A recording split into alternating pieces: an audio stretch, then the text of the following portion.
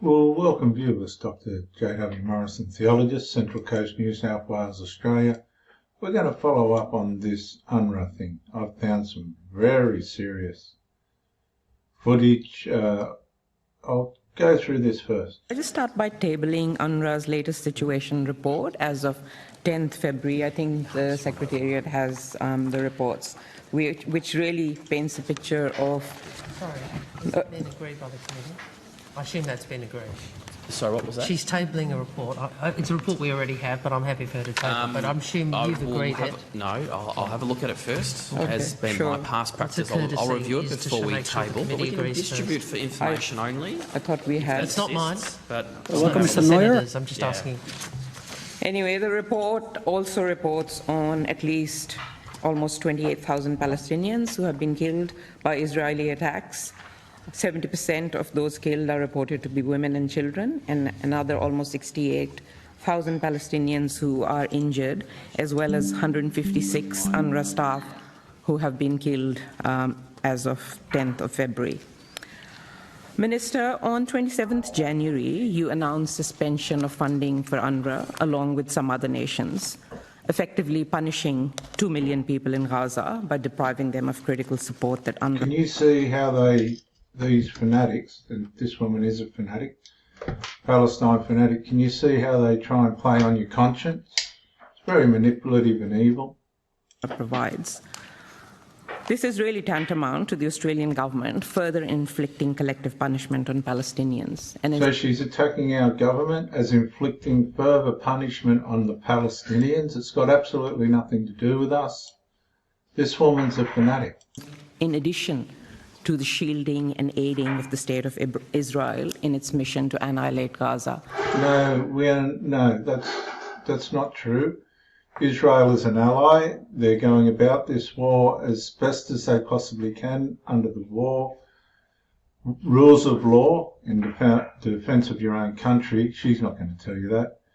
And as far as Labor's concerned, they've actually put one foot on both sides of the fence and insulted Israel as far as we are their allies. You know, whatever this woman's on about, it's got nothing to do with Australia. It's not got anything to do with our conscience. And massacre tens of thousands of Palestinians. Minister, you have said that you spoke to UNRWA chief, Mr. Philippe Lazzarini, on the 7th of February, which is 11 days after you announced the suspension of the agency's funding based on allegations made by Israel. Minister, did you speak to Mr. Lazzarini before you announced the suspension of funding to UNRWA?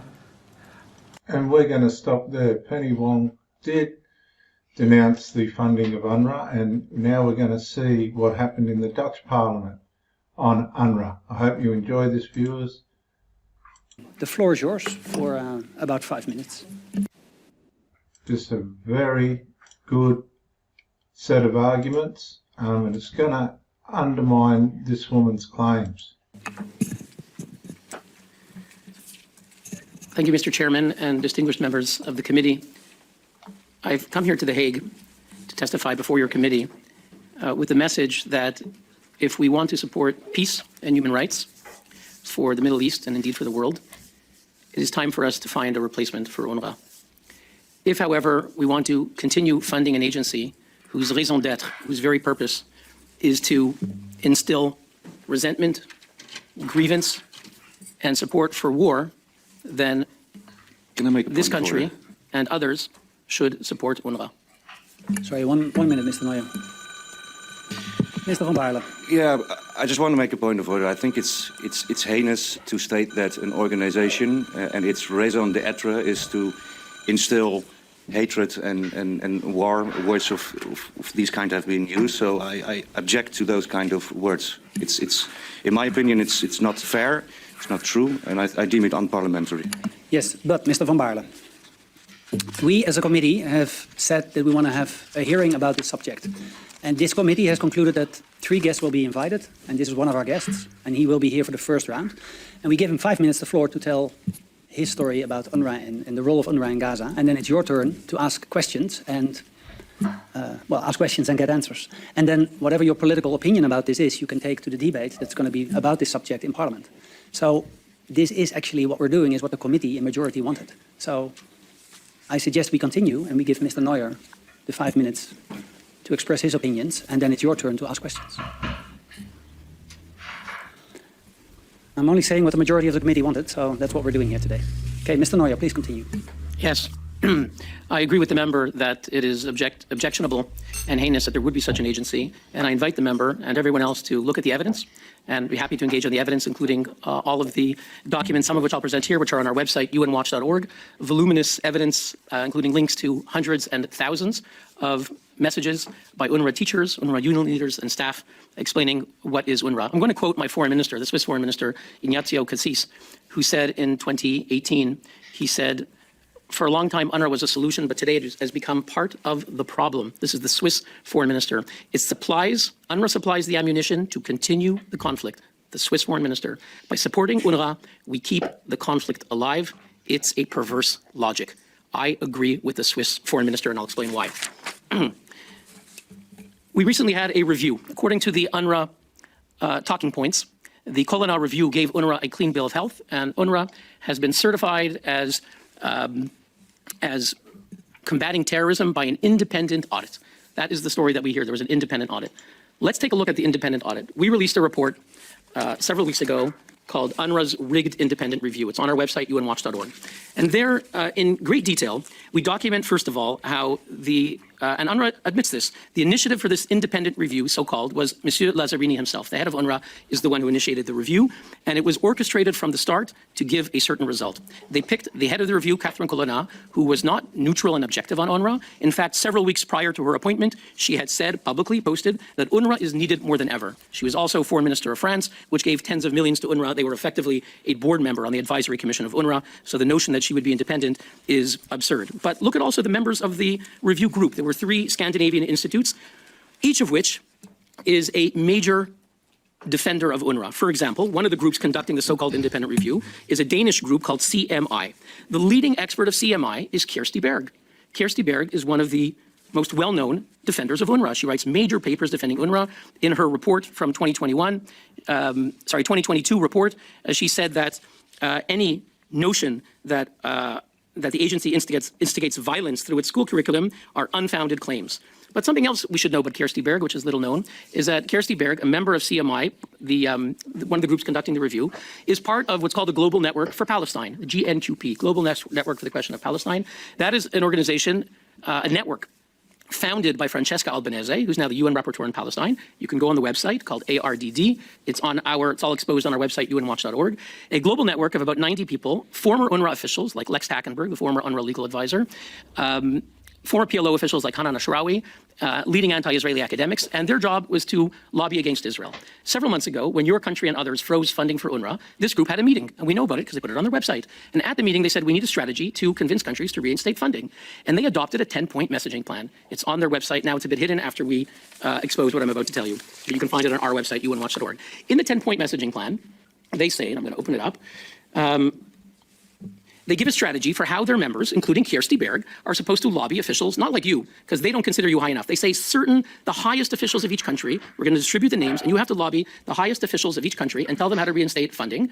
And they say, I'm quoting now, it must be stressed to donors, that means your country, that as recent history has shown, if 6 million Palestinians are deprived of aid, they will make the perilous journey to Europe. The point being, and I'm quoting here, particularly to officials from right-wing anti-immigration governments, that support to refugees through UNRWA is much more cost-effective and politically acceptable solution. In other words, the group created by Albanese had a meeting in February, adopted the plan, drafted by Chris Gunnis, the former UNRWA spokesman, edited by Lex Tackenberg, the former UNRWA legal advisor and a chief architect of the 10-point plan, to lobby European governments to fund UNRWA and tell the right-wing governments to give them a message that anyone at UNRWA and anyone in their camp would consider racist, that if you don't give money to them, the Arabs are going to overwhelm Europe. So give money to UNRWA or all the Arabs are going to overwhelm Europe. This was the cynical message that they strategized would be their messaging plan. And Kirsti Berg is part of the network. She's also sitting on CMI as the lead UNRWA expert that's conducting the independent review. The independent review is a farce.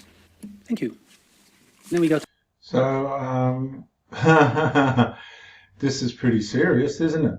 the Q&A session. Mr. Ram from the PVV with your first question. Thank you, Mr. Neuer, for being here and being guest of our parliament and elaborate about the situation about UNRWA. The first point you make about Francesca Albanese, is very shocking.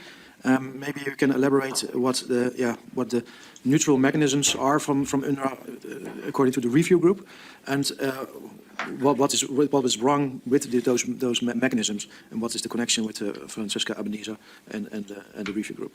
Yeah. So first, it should be noted that Francesca Albanese herself is the UN Special Rapporteur charged with investigating, quote, Israel's violations of the bases and principles of international law. So her title is Rapporteur in Palestine on human rights in Palestine. In fact, her mandate from February 1993 is only to look at, quote, Israel's violations of international law, not to look at anybody else.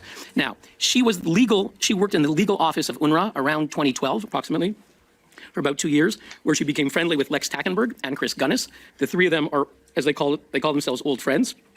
Chris Gunnis is the longtime spokesman of UNRWA. When we first began to document how UNRWA teachers and school principals regularly celebrate Adolf Hitler and call for the murder of Jews, Chris Gunnis' initial response in August 2015 was, journalists, don't look at them. This is a he said, she said story. There's nothing to see here. That was his approach for many years. So Albanese is working closely with Chris Gunnis, who drafted the 10-point messaging plan, working closely with Lex Tackenberg, who's retired, the former UNRWA lawyer, former UNRWA legal counsel, and chief ethics inspector. And together they worked on the strategy to orchestrate the release of the Colonna report and everything that would happen, how countries would announce. In their 10-point plan, they also talk about how journalists who are friendly to UNRWA should help support our message. So that's the network. But you asked about the procedures. The Colonna report says that no UN agency in the world has been audited as much as UNRWA, and that there's no agency that has as many rigorous procedures and mechanisms and procedures and devices than UNRWA. It's unbelievable how many devices they have and mechanisms. Now look, Joseph Stalin, the dictator of the Soviet Union, released a constitution in the 1930s, and the Stalinist propaganda, which went around the world, was this is the most democratic constitution in the world. And it wasn't a lie. There were many things in the Stalinist constitution that were democratic. But if you knew something about what was happening in the 1930s when he was releasing the constitution, thousands, hundreds of thousands, maybe millions were being purged and murdered. UNRWA may claim that they have the most mechanisms in the world. Maybe it's true. But, today we released a report. It's on our website. It's called, I'm going to circulate it afterwards to the group, Contempt for Colonna, UNRWA leaders continue to promote terrorism, where we mention the head of the UNRWA Teachers Union, not one teacher, but he's a school principal at the Deir Yassin School. His name is Fathi al-Sharif, also pronounced Fateh al-Sharif. He is, in March, he was suspended by UNRWA. We don't know exactly why. It's not entirely clear. But he's still a teacher at UNRWA, a school principal, and head of the Teachers Union. In our report, we show that Fathi al-Sharif is actually a leading supporter and probably a member of Hamas. Our report shows, and we released our report, so his Facebook page, it's on our website, unwatch.org. You can go to the Facebook page of Mr. al-Sharif. I expect that UNRWA will delete the page within the next 24 hours, but it's still live now. We just released it. And you see that al-Sharif has attended Hamas events, rallies, funerals, always appearing next to the Hamas leadership. He praises Hamas attacks on October 7th. He said, this is the head of the UNRWA Teachers Union, said, God is the greatest. God is the greatest. This is on October 7th after the massacre. He praised Hamas leader Hassan Youssef as a firm leader, adding, we're all proud of you. He celebrated Hamas terrorist Fadi Abu Shidem with the words, our blood creates victory. And I could go on and on. Here are pictures of Fathi al-Sharif with Hamas leader in Lebanon. This is Mr. al-Sharif. This is the Hamas leader in Lebanon. Can you finish your answer, please? Because we have many other members and many other questions. Yeah. I will finish my answer by saying that the case of Fathi al-Sharif underscores the fact that the mechanisms and procedures supposedly certified by the Colonna report are a sham. Mr. al-Sharif has thousands of friends on Facebook, many of whom work at UNRWA. They know he's a supporter of Hamas. They know he's probably a member of Hamas, and they let him stay in his position for years, running the education of UNRWA that all of you and all of us are paying for. Thank you. Mr. Karaman from NSA with your question. Thank you, Mr. Chair. Thanks for the introduction. You were stating that the Minister of Foreign Affairs of Swiss said that UNRWA is part of the problem. And you say that you also have evidence in violations of UNRWA. Could you explain what you do with the evidence and who do you speak and who do you give the evidence and which actions are taken after the evidence are brought to those people? Mr. Neuer, your answer, please. Yes, thank you for that question. When it was revealed in late January that approximately 12 UNRWA employees were involved in the October 7th massacre, including one, Mr. Al-Alimi, who is an UNRWA social worker who was kidnapping the lifeless body of Yonatan Samarano. This is seen on video. The head of the United Nations, Guterres, said, I'm horrified, and the head of UNRWA, Philippe Lazzarini, were all horrified. And our response was, really? Are you really horrified? Because since August 2015, we've been submitting reports with screenshots. Now, maybe we're making up all the screenshots, but I don't think so because UNRWA actually has been forced to suspend several of the people once the US or other governments took action. So in our report, this is what we submitted to the Colonna Review. It was all ignored. This is called Submission by UN Watch to the Independent Review Group, dated 9 April 2024. It's on our website at unwatch.org. And we submitted to Madame Colonna, none of this was mentioned, the list of the reports that we sent to UNRWA. So since 2015, August 2015, we sent a letter to Ban Ki-moon, then Secretary General, no response. September 2015, we sent a report to Ban Ki-moon and then UNRWA Chief Pierre Krahenbuhl, who's now the head of the Red Cross, no response. 2015, 2017, 2018, no response. The only response that we would get would be to attack us. Chris Gunnis, who was part of the lobbying group supporting UNRWA and was their spokesman, his strategy repeatedly was to attack UN Watch. He never, if I live in Geneva, if I reported to the Geneva Board of Education that numerous of their teachers, hundreds of their teachers, were posting pictures of Adolf Hitler and saying it's a religious obligation to kill the Jews, they would invite me immediately and say, can you please help us find the perpetrators? The response of UNRWA was the opposite. All they did was to attack us. There is not a single agency in the world that documents UNRWA violations of neutrality that UNRWA embraces. There's a few other groups that report these things. UNRWA attacks all of them. They are not interested in hearing about it. All they want to do is to attack us. So to answer your question, we reported these repeatedly. It's all documented in our submission to the Colonna report, dates 2021, 2023, and so forth. And the response was either to ignore us or to attack us. Thank you. Mr. Van Baarle, with your question, please. Thank you, Mr. Chair. Your organization in international media has been characterized as a propaganda organization for the Israeli government. I want to ask you, how can it happen that UNRWA itself, as an organization, has researched the claims you have done about UNRWA personnel and stated itself that since 2022, the claims you made about their personnel, more than half, a big majority of the claims you did turned out not to be even UNRWA personnel. And I heard you also about the Colonna research, basing your opinion on conspiracy theories, supposed intentions of people based only on the fact because they are members of certain organization or held professions in the past. This is not proof that the Colonna research must be discredited. So why have you done in the past, and we can prove it, unsubstantiated proof about UNRWA employees, and why are you basing your statements on conspiracy theories? Thank you. Mr. Neuer, 2 questions.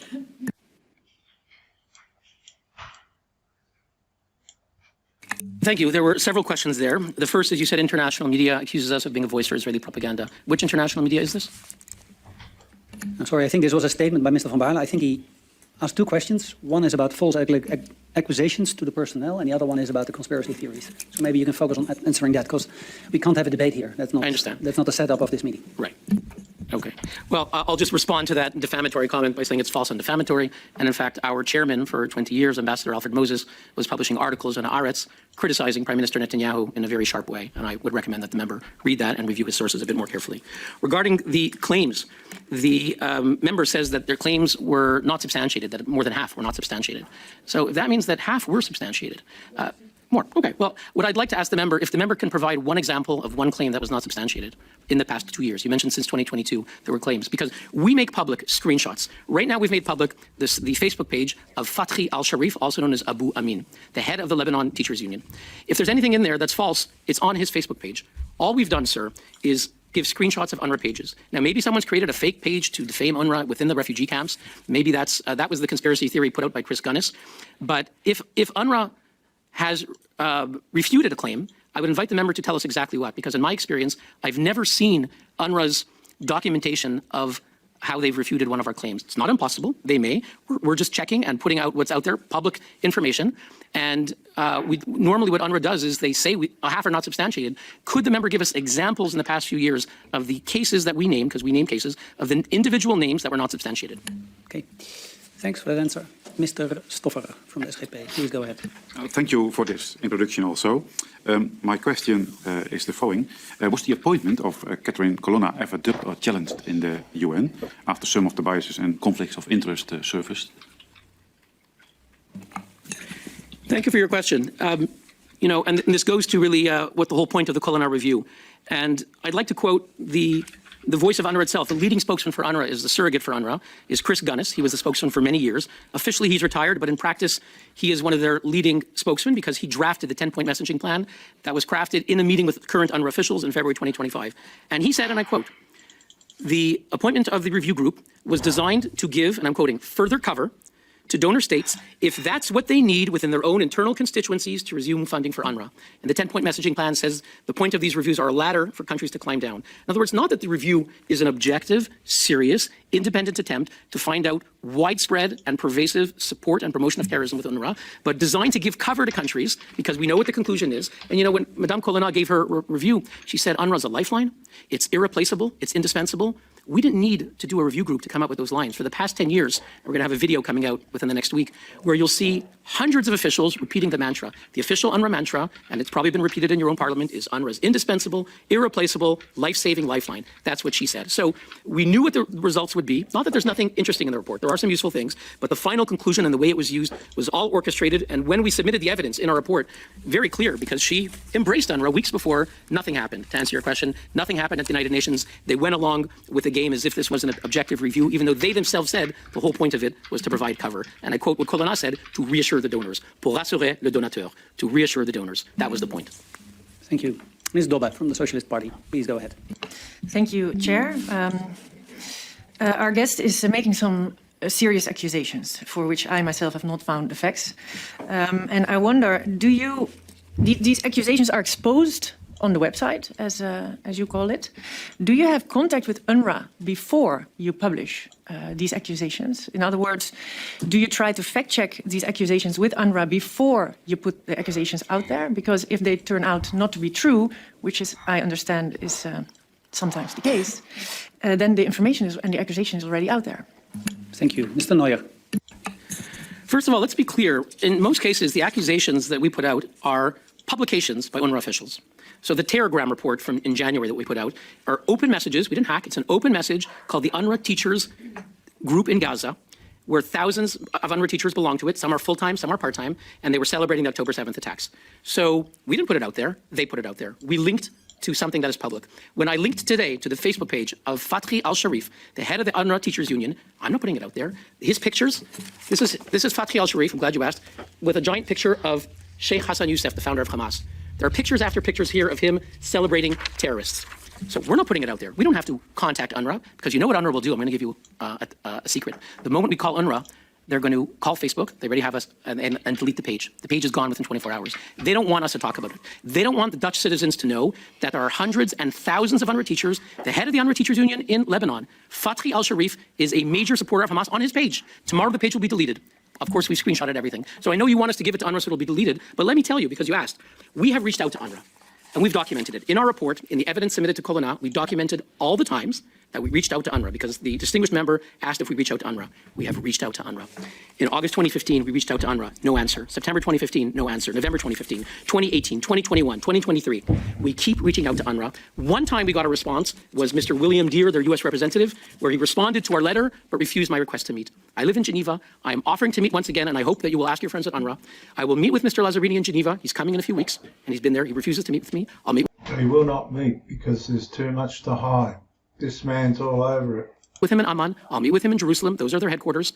I'll meet with him anywhere. They refused to meet. When I was invited to a panel by the Stimson Center a few weeks ago in Washington, D.C., panel debate with William Deere, the UNRWA representative of the United States, a former Jordanian official, and a member of the Stimson Center. I was a confirmed panelist invited by Barbara Slavin, who's a major supporter of the Iran deal, on the Stimson Center. She wrote me back saying, "I'm sorry, Mr. Neuer, you were a confirmed speaker, but I have to disinvite you." I said, "Why?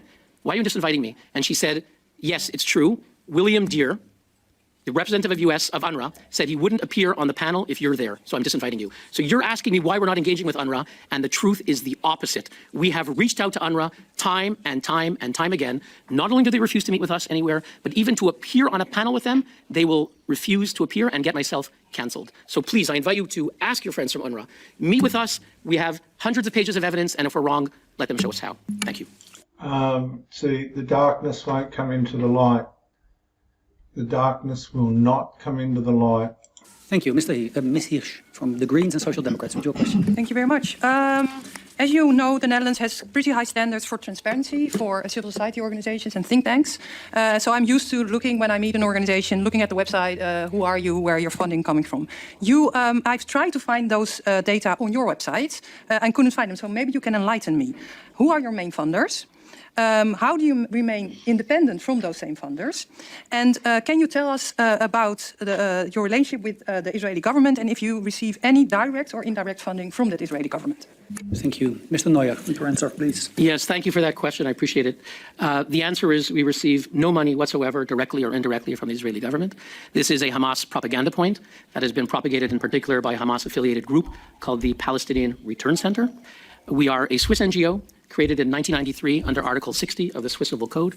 We are independently audited.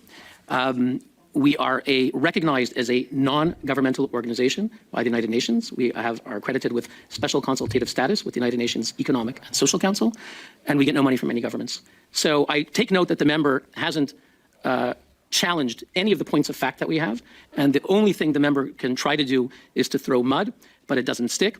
We are one of the leading human rights organizations at the United Nations. I do apologize, but I didn't throw any. I asked some very clear, factual questions. I'm not throwing any mud. I'm trying to understand where your funding comes. What normally should be on a website, your audit thing is not on your website. I'm asking a very factual question. I haven't thrown any mud. I've been trying to keep as factual as possible. I don't understand why you're saying this. Honestly, I'm asking for things that are normal for any organization to be public. Thank you, Ms. Hirsch. So maybe you can focus on where the funding is coming from.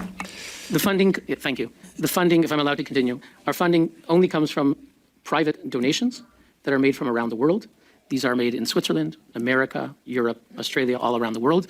I could give you the names of the donors, but I think that you might expose them to all kinds of threats. So if any donor, there are some donors that publish the information, but it's all private donors. That's the answer.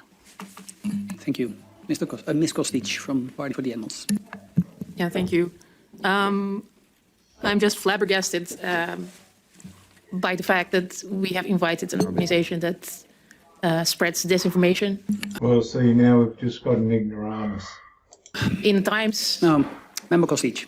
We invited this member. Yes, I know, this the guest. procedure. Yes, Okay. I've heard you, but I So also have let's the not right... give qualifications about our guest, but let's just stick to questions and then the guest can answer, please.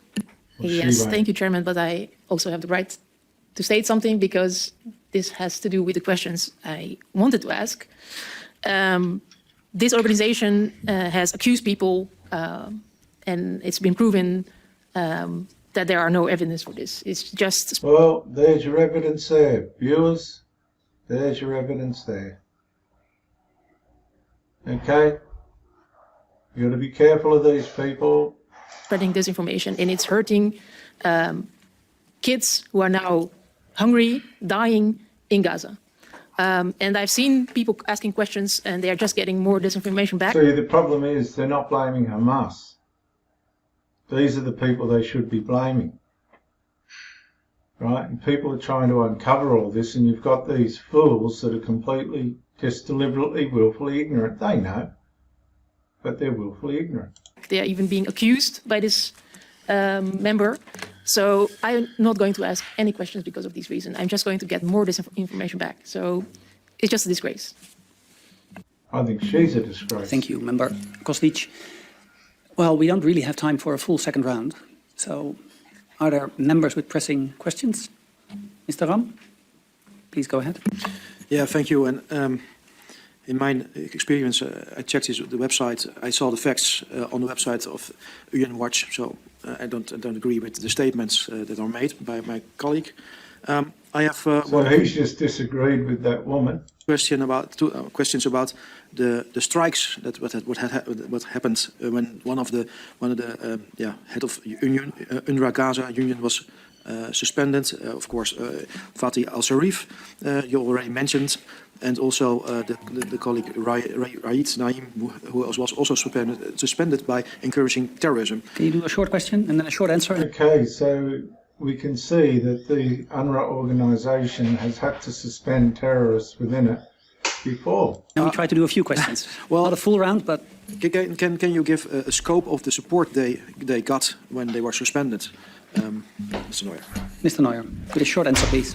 Thank you. When Fathi al-Sharif, who is a major Hamas supporter, as revealed on his Facebook page, which the whole world is looking at right now, when he was suspended, but not fired, he's not been fired, he mobilized thousands, approximately 2,000 at least, UNRWA teachers who went on strike for several months. Mr. Lazzarini had to fly to Lebanon 2 weeks ago to end the strike. And according to the Palestinian Refugees Portal, which is a website funded by UNRWA-linked groups. Just quickly, what you've got to understand is these people are right throughout the educational systems of the world, universities and all the rest of it. That's why you see these Palestinian people protesting against Israel getting away with it, because a lot of these people are leaders within the unis. They reported that Lazzarini got the strike to end by meeting with the Alliance of Palestinian Forces, that includes Hamas, the Jihad, PFLP, GC, Ansar Allah, that's the Houthis, that he met with this group. They agreed to stop the strike because he agreed to end the suspension of Fathi al-Sharif. That was reported on their website. So the answer is, in Lebanon, for the past few months, 40,000 students were removed from school at various points because of the strike. But you mentioned also in Gaza, in 2011, the head of the Union of Teachers, Su'ail al-Hindi, I'll be 30 seconds, Su'ail al-Hindi, the head of the Teachers Union in Gaza, when he was suspended, not fired, suspended, 8,000 UNRWA teachers went on strike in Gaza for him. UNRWA reinstated him. Today, he's on the Politburo of Hamas, openly supporting the October 7th attacks, sitting on the Hamas Politburo with Yahya Sinwar. Thank you. So these people are right throughout the universities and all the rest of it. You should see this lady's X page. She makes out she's sticking up for uni students and that. I don't know whether she is or not, but there just seems to be these connections. Are there any other members who want to ask a second question? I've got a right as a taxpayer to ask these questions. Yeah, just a follow-up question. The quote was from The Guardian, and the quote was that UN Watch is an organization whose main purpose is to attack the United Nations for alleged bias against Israel, to react to the question you stated. But the question about your methodology and your strategy, because in the past you stated on your website that thousands of UNRWA teachers celebrated terrorism, and those claims were researched by UNRWA. The people could not be verified as... No, that's not true. That is not true. It is verified. UNRWA employees, the people you put forward in your report. So from thousands of people, you narrowed your allegations to 30 people, and eventually from those 30 people, UNRWA states that only 2 have been proved to be UNRWA employees. And I'm not talking about the allegations you made, but the great majority of the allegations you made have been proven not even to be UNRWA employees or impossible to identify. So what does that say about your methodology if you put forward unsubstantiated claims of people being UNRWA employees when they are not? Thank you, Mr. Van Baarle. Mr. Neuer, with your last answer, I think, and then we're going to go to the second round. I will take note that I asked the member earlier if he could name one instance of one of the supporters of terrorism among UNRWA teachers and principals that we cited, which UNRWA provided evidence that is not promoting terrorism. And I take note that the member failed to provide a single name, and I will explain to the honourable member that none of us is able to judge UNRWA's conclusion. You are taking UNRWA's conclusion as fact. All we do is we name individuals. Today we've named Fathi al-Sharif. I named also Su'ail al-Hindi, member of the Hamas Politburo with Yahya Sinwar. We named Elham al-Mansour, her Facebook page, where she says, by Allah, kill all the Jews. So I'm asking if a member can cite to an UNRWA document that responds to a particular named individual, and we've named hundreds of people on our website, if it's a abstract response that we checked, we didn't find anything. Maybe UNRWA is saying the person, promoted terrorism yesterday and today they don't work for UNRWA, or they work for UNRWA now. So, it's impossible to answer a abstract claim without a particular individual being named. Thank you. And this concludes our first round of this hearing. So welcome, Mr. Neuer. Well, I tell you what, that brings us back to this.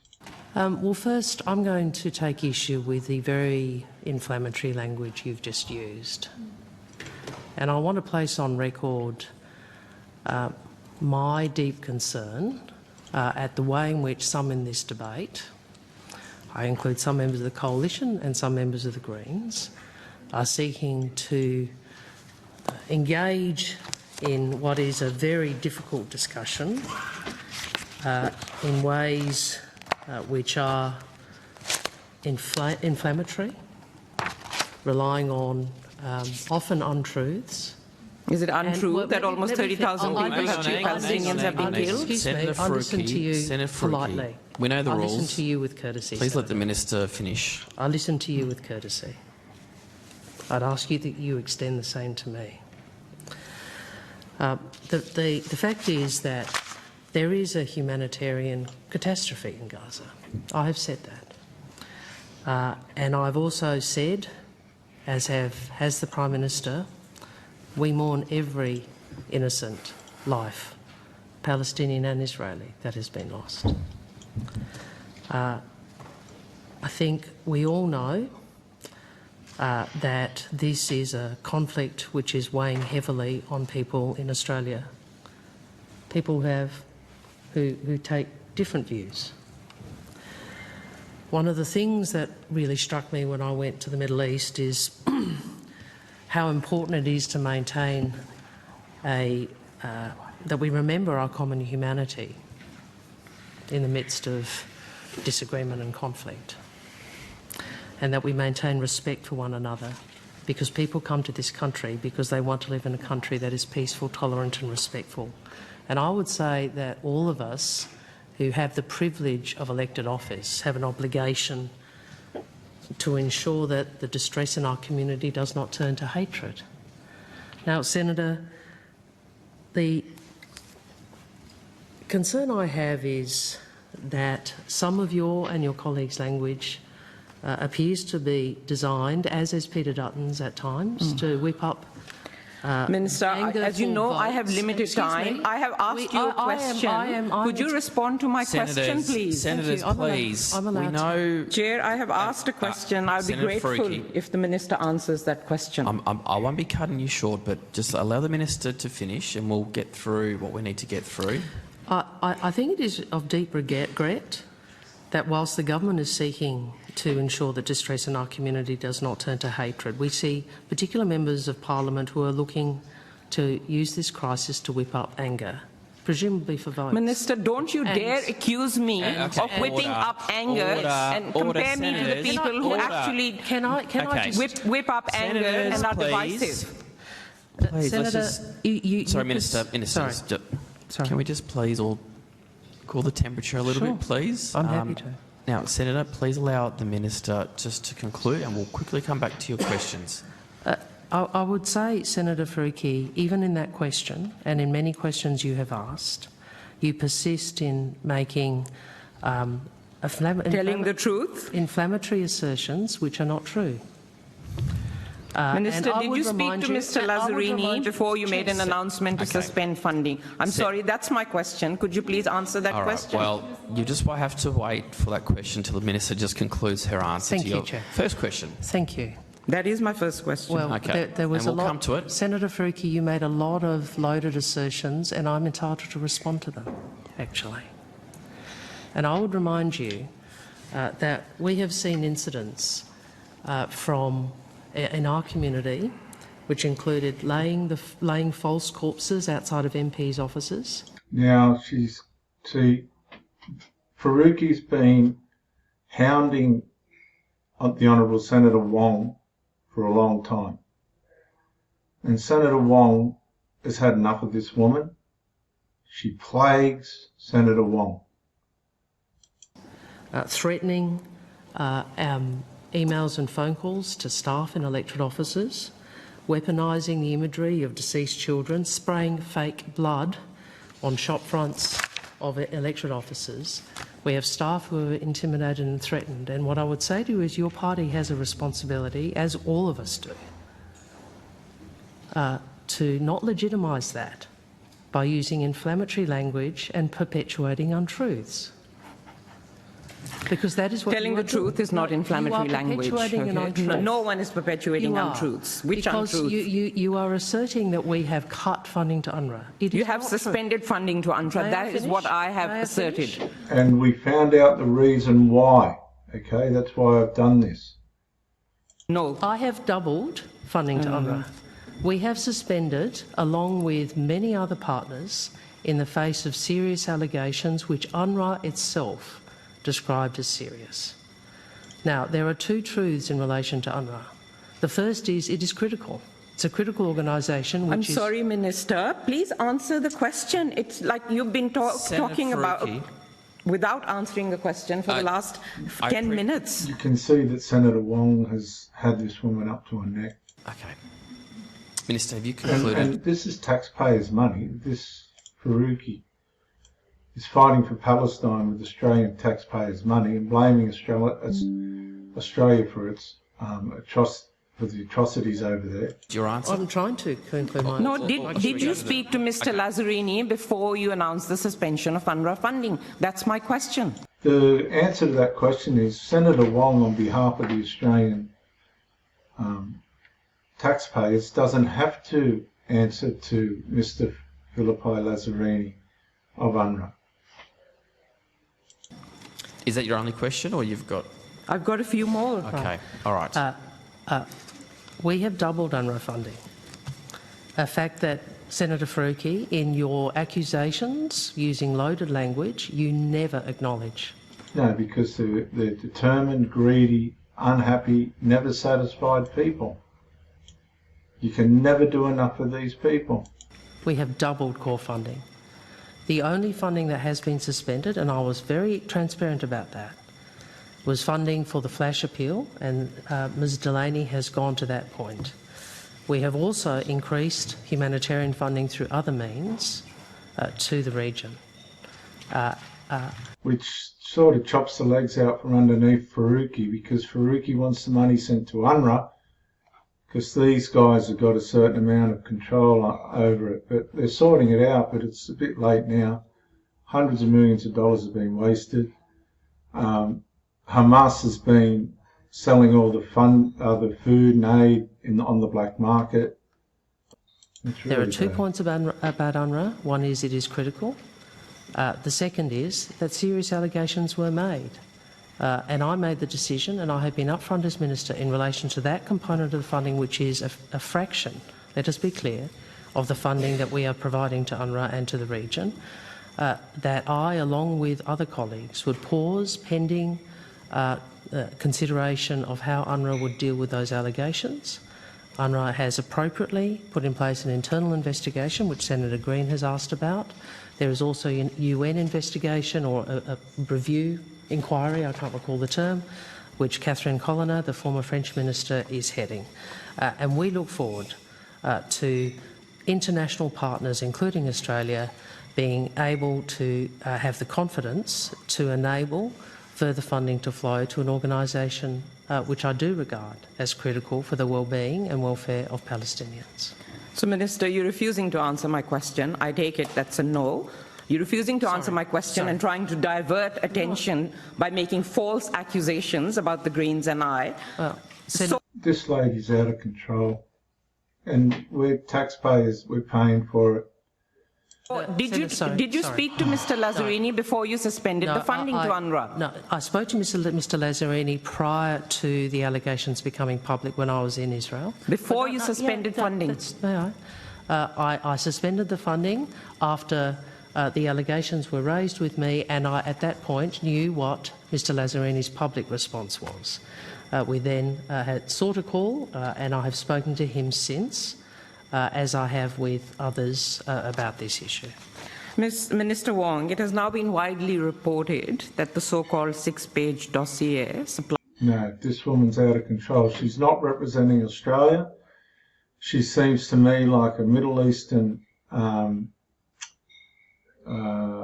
politician that's weaseled away somehow or got away somehow into the Australian Senate. And without conscience, right in front of us, she's fighting to take Australian taxpayers' money and get sent to this. I'll continue this in the next... This has gone way too long, but I'll continue this in the next video.